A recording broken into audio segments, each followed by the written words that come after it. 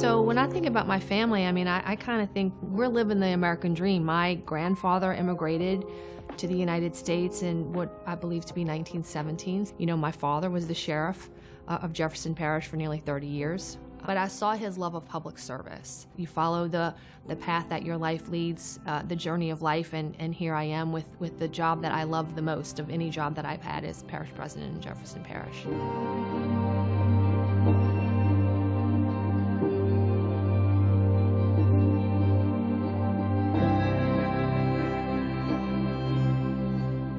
You know, we were fortunate in Jefferson Parish because, you know, New York spiked early, the New York area, and then the greater New Orleans area was one of the first areas to spike in the country.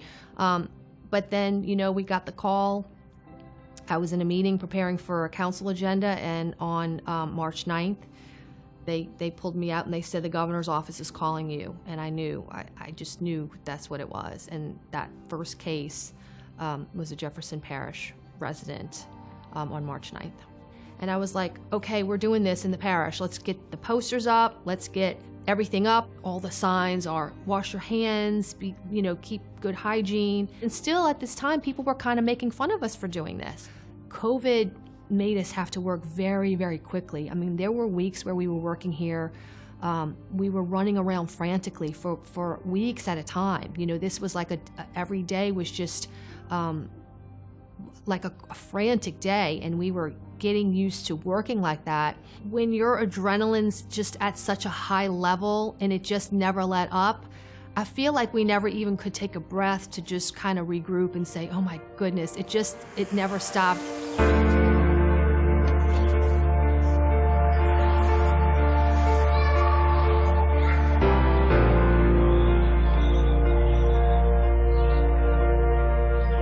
And then I remember being at a testing site one day, and it was a dreary day. It was raining, pouring down raining, and the line just wrapped around the block.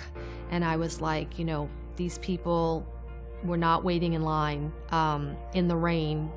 They either had symptoms or they were exposed, and it was a much larger number than we had seen. We have not seen the worst of COVID in terms of what it does to someone.